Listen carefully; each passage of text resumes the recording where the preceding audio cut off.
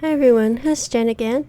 Today was the official first week of Otome Jam 2023, and I pretty much did stick to my schedule as to what I wanted to be able to accomplish this week, which was to work on the portrait and battle sprites for Dieta, the Great Seer. I wanted to paint the dungeons 1 and 2, and I wanted to write the intro. Let's see what I got here. So the intro wasn't really that much writing, as a lot of it was taken from the original, as far as like probably the first, well, actually maybe the first like 50 lines was straight from the original, and then it deviates for like the next like 300 lines. This is where my primary concern is as to whether or not will be able to finish this as a self-contained game during like the jam. I'm not sure if I'm going to be able to get all the writing done, because that always takes me way longer than I think it's going to take. So I sort of finished the intro, although I was expecting to surpass it, and I really didn't. So yeah, I feel like I kind of just scraping by on that goal. I worked on the sprites. I did get those done. So this portrait sprite, I had the artwork done, but I did go back and tweak the colors, and I added some expressions, because originally I just had kind of 2 expressions, and I reanimated her because I put her on this backdrop for the water priest, and at the time that I had created her sprite, I hadn't settled in what her class and her attribute were, so I had to go back and recolor her and put her on a new background to reflect this, as she will be a deployable unit that you can use in combat. So that did take me a little bit longer than I expected. I was really happy with how her battle sprite turned out. For her flinch animation, her attack animation, although that one was goofy, it needed some fixing. Her attack animation and her just her idle animation. So I'm really happy with her design. I think she turned out kind of like just how I envisioned, as far as like for her character. And I have a lot of fun with like these little kind of like flowy fabrics and stuff.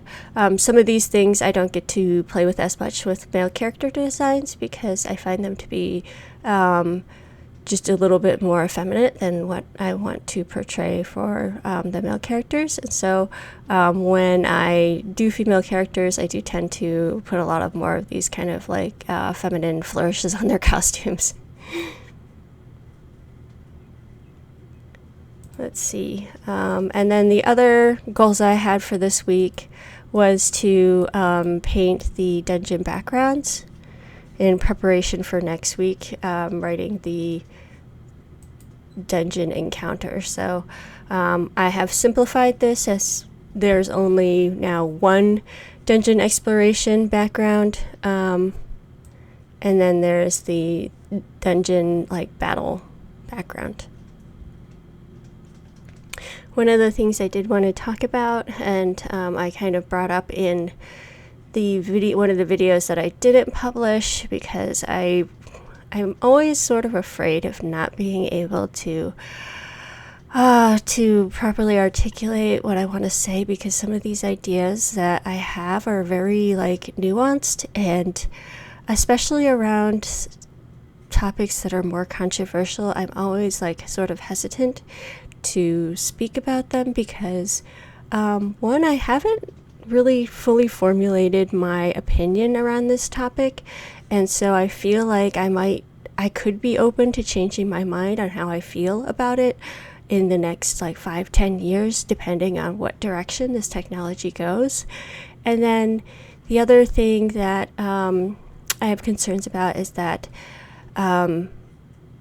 again, it's just a very like nuanced subject matter, and there's a lot of like information that I'm considering forming my opinion around, and a lot of times people don't necessarily have like the time to fully like explore these ideas before they start talking about them.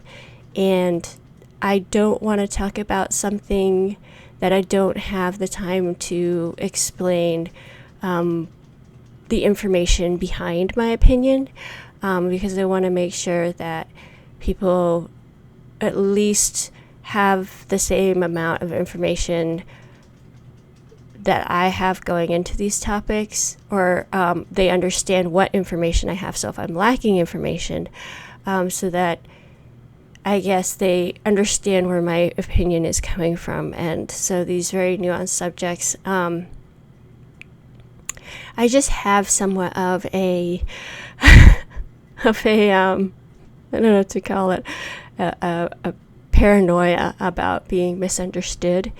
And I think that a lot of conflict that, we have in our daily lives and on a larger scale, with like humanity are just born from misunderstanding and not understanding the other person's or other people's or other groups' perspectives.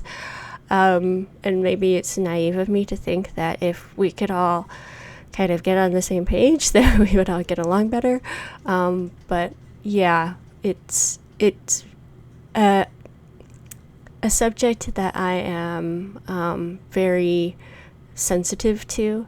And so if you were ever to meet me in real life, it would take me a long time to open up to a lot of my more nuanced opinions, and some of my very strong opinions about like culture and society,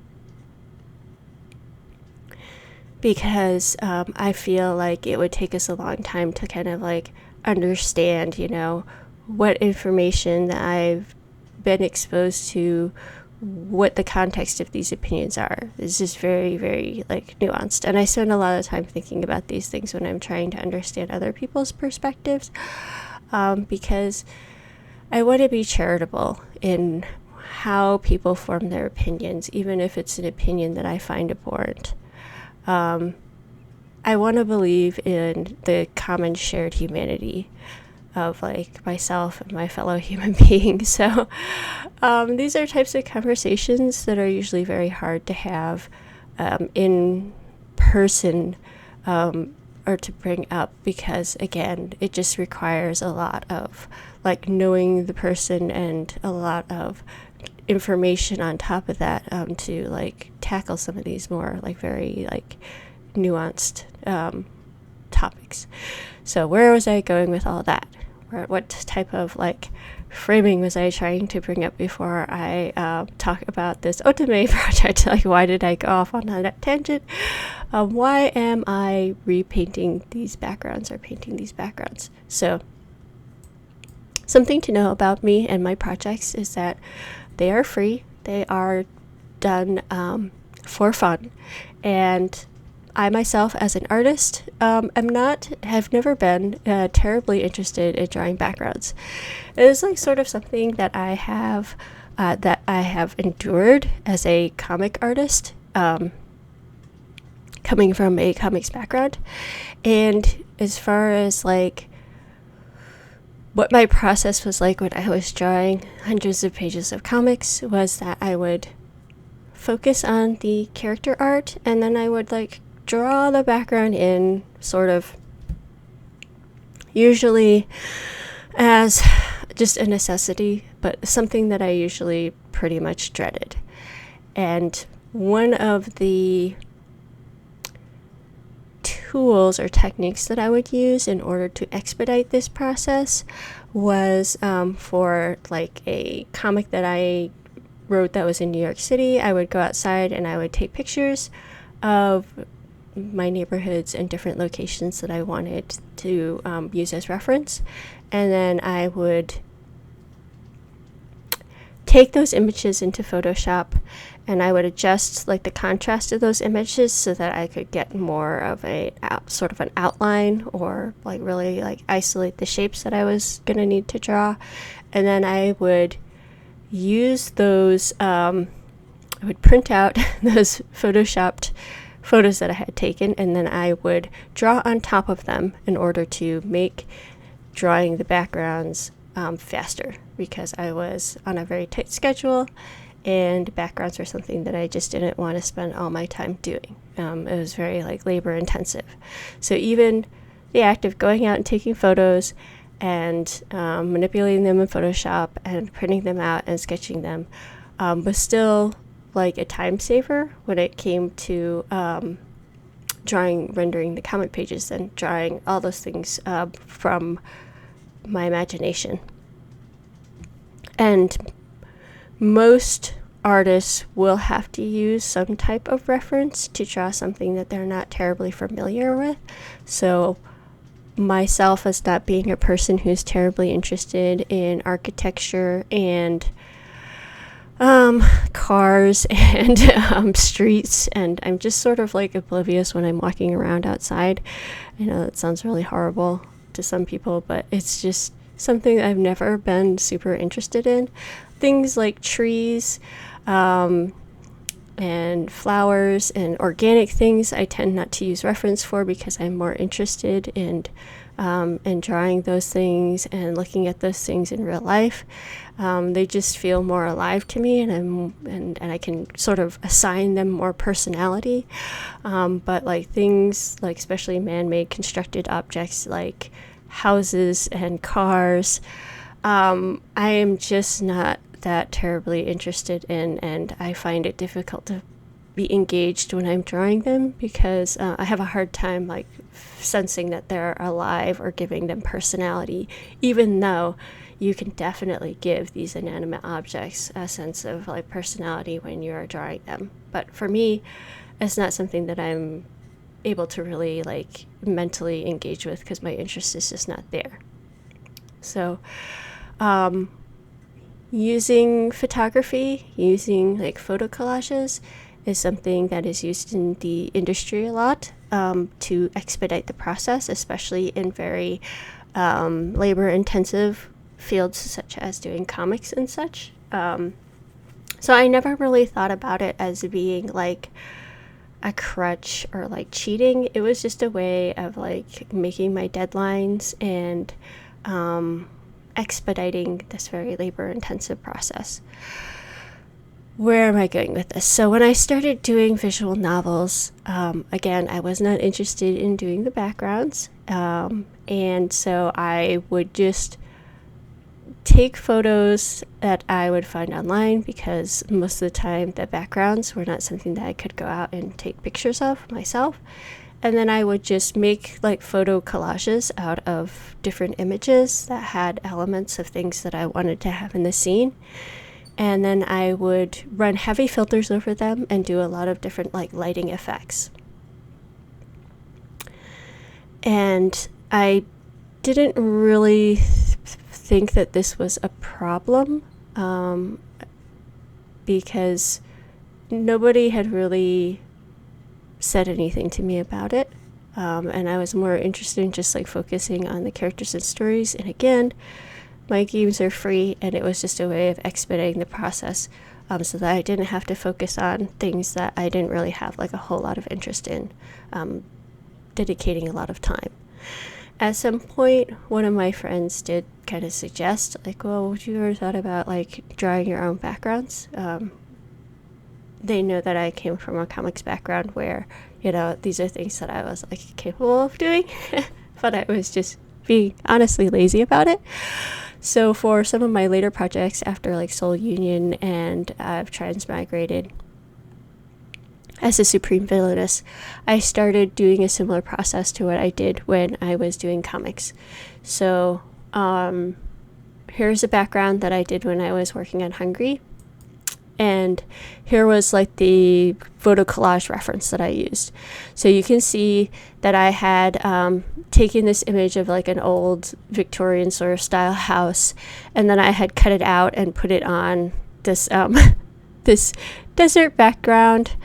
And I had cut out a sky too, because I think there was probably stuff in the background on the horizon, and I wanted it to be an empty horizon. And then I cut out this tree. You can kind of see, even though after I ran a heavy filter through it, that these elements were cut out and like pieced together. And I ran this heavy filter over it so that I would be able to kind of isolate the main shapes that I wanted to like focus on before like drawing the background. And lighting totally different and all that too. Again, it was just sort of like a tool that I used to expedite the process. And so I decided, when I started working on Arcane Dice Wars, I had someone I know introduce me to AI generated art. And to me, the technology was not really so different from some of the tools and techniques that I know are used in certain industries. And so I saw it as an opportunity, again, to just expedite the process so that I could get around to like telling my stories and finishing my projects faster. And I wasn't really, I think it's pretty obvious that it's AI generated.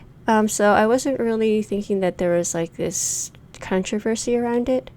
But the more that I started to kind of explore these things, I realized that there was a lot of like controversy around the use of these things. And so I had it in the back of my mind that I would like to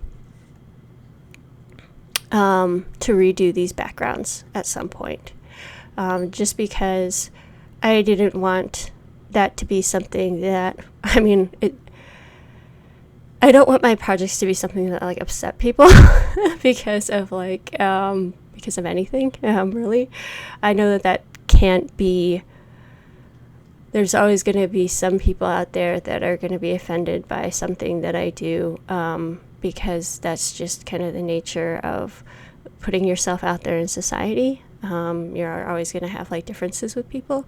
But if it was something that I could correct easily with some, then I wanted to do that. So I am going through and I am going to be replacing all the backgrounds eventually with my own renditions of them. So, and I wanted to be transparent about this, about why I'm doing this and how my artwork is created, because it's not something that I want to be a hidden process or that I feel ashamed about, or that I want to like hide from people to like get away with like cheating or anything. So the original image was something that I had edited from an AI image. I don't have the original AI image anymore because I had a lot of images that I had tried to generate in order to kind of create an image that I was like going for. So this image is sort of pieces of the AI image that I was originally using, and it had like elements that I didn't want in it, that I kind of like was using like a clone tool to like kind of try to like blur out so that it wouldn't be like a distraction. And there was a lot of like color adjustments that happened from the original that I don't, again, apologize that I don't have to like show everything that I did from the original image. But as you can see, I have redrawn it and recolored it to better reflect, I guess, what I had in my imagination for the scene. And I plan on doing this for all the backgrounds eventually. And to me, it's a similar process as using like the photo collages to render some of the backgrounds that I did in the past. So I think that it will be more visually consistent throughout the game. These are things that I wasn't like super terribly concerned with because, again, like my projects are just like hobby amateur projects that I have no intention of monetizing. But you know, this sort of work doesn't really like bother me, and I am happier with how the backgrounds look than what I was settling on. So I think that it was a good way of kind of spurring me to do something that I had in the back of my mind that I wanted to do at some point anyways. So that has been how my week has been going. I hope that you are having a good beginning of the month. It's finally starting to get a little bit warmer here, and so I took a long walk with my son yesterday, and I do hope to get out a little bit more, and I'm hoping that that will kind of like help lift my mood a little bit. Not to say that I've been like depressed or like down, but I guess I have been feeling a little more meh. Not anything unusual for me. So I'm hoping that getting out and getting some more fresh air, I'll be able to energize myself a little bit more. All right. Hope you have a good weekend. Thanks again for watching my video. Oh yeah, and one last thing. I always think of one last thing. I've been thinking about making some separate videos that are not quite as focused on my projects as one of my reasons for, or the main reason for me making this channel in the first place was to try to be an encouragement to people who might be on the fence of like wanting to do these sorts of things, but not knowing where to start, or being afraid that maybe they don't have like the right skill set because they don't come from a programming background, like myself, or thinking that they might be like too old, like myself, or too busy. Because maybe they're also working a full-time job, and maybe they're also a parent or have a lot of other responsibilities that they have to worry about juggling. So that was my primary reason for making this channel and putting myself out there. But I was thinking that there's some other things that I've been wanting to start talking about that I've been hoping to, like, I guess, encourage people further to just live their best life. And I am by no means an expert or a professional, so I don't know how much I should be talking about these kind of things, but I do have a lot of personal experience and getting through, I guess you could say, just life in general. And I am in a better place in my life than I've ever been for the first like 40 years of my life. So if I can share anything with people that would possibly be an encouragement to them, I would like to do that. So I'm kind of thinking about maybe talking about some other things that might not be as game related. I don't know, would that be something that you'd be interested in hearing? Let me know in the comments below. If that's something that you'd be interested in, or if that's something that just doesn't sound like a good idea. All right. Take care. Bye.